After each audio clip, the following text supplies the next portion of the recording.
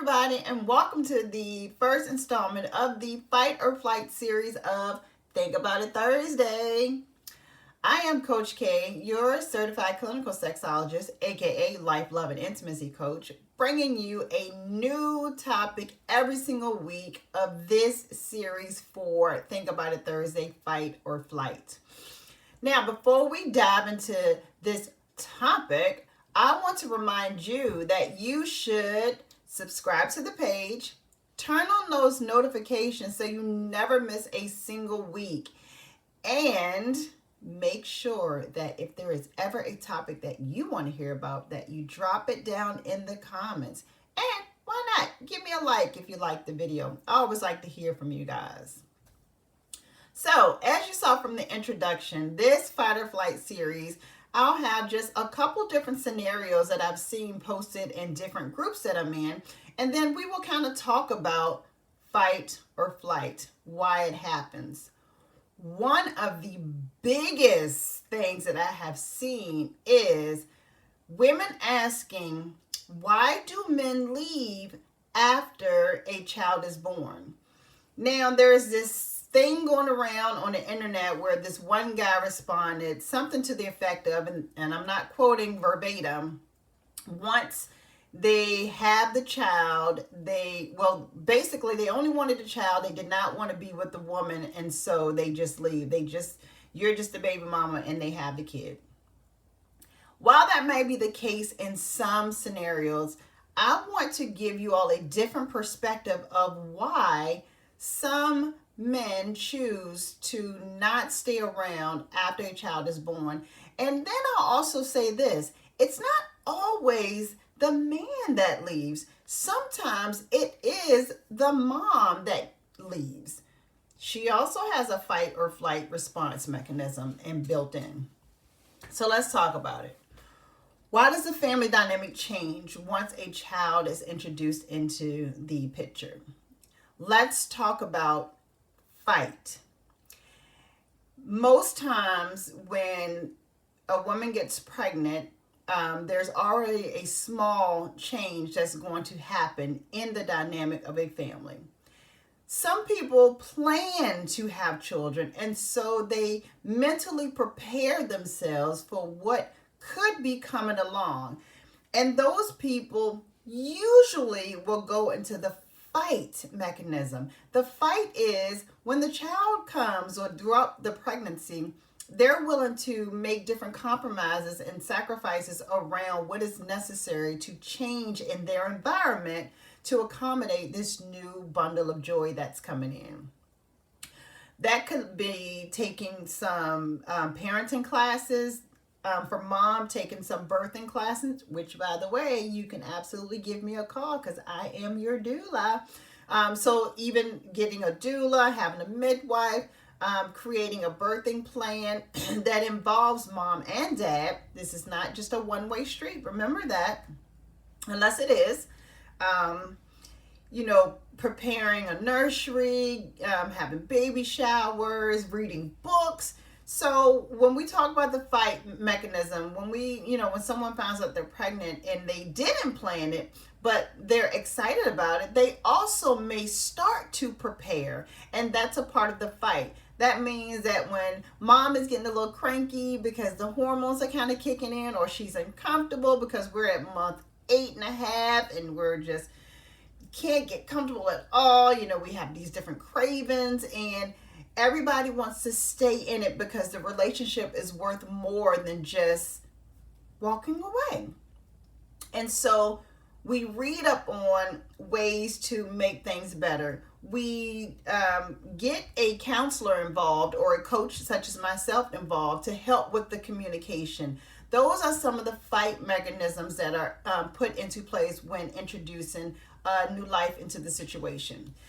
So let's think about the other side of that. The flight. Sometimes when pregnancy happens, especially when it's not planned, our immediate response is flight. Oh my gosh, I'm not ready for this. I'm out. And so we look for every excuse to not stay around. It's not because the person that's choosing to run away is a bad person. A lot of times Flight happens because of fear. If you think about it, when you have a new life in your hands, that's a huge responsibility. And if you're not truly prepared or understand how to care for this child, you may revert back to some old habits and just say, not it, tag, you're it, I'm out, and just walk away. You may not be equipped with the know-how to go to your partner and say, I'm scared. I don't know what to expect. Can you help me to understand what I may need to do to be a good parent?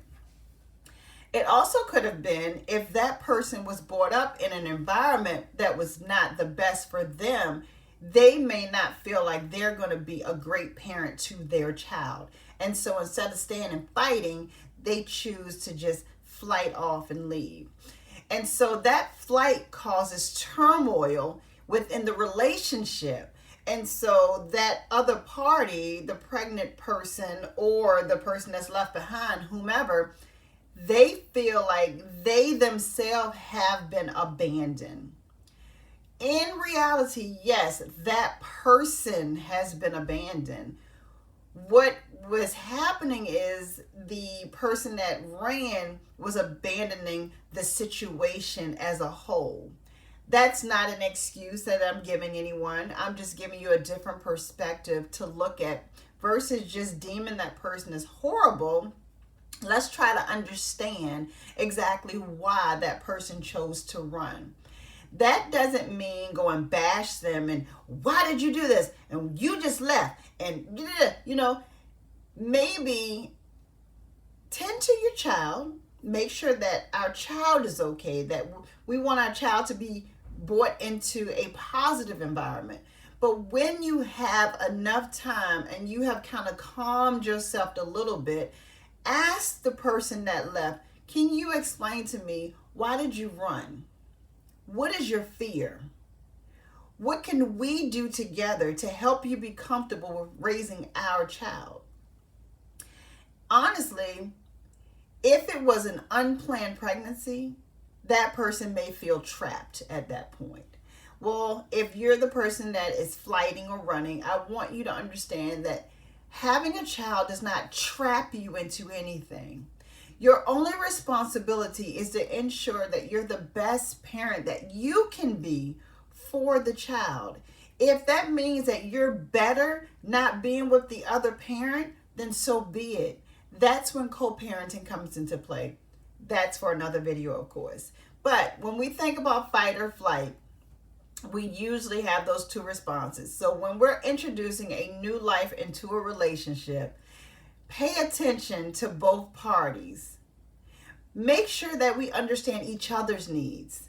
Some people choose to flight because they can't handle what the pregnant person's needs are, and so they just want to run away. And on the opposite, you may run away because that pregnant person does not understand your needs, and so you feel unheard, and thus you choose to just leave. Biggest thing I hope that you take away from this entire video is if you just communicate, we can avoid some of the assumptions of why people choose to flight instead of fight. And then let's remember that if we choose to fight, to ensure that we're still communicating so that we keep the fight open and positive. I am Kanya, but you can call me Coach K, your certified clinical sexologist, aka life, love, and intimacy coach. And I am super excited you joined me for another quick video with this fight or flight series of Think About It Thursday. And remember, if there's ever a topic that you want to hear about, drop it down in the comments or contact me directly, and I'll make sure that we get it on here. I will see you guys next week with another scenario in our fight or flight series. How about that? See you then. Goodbye.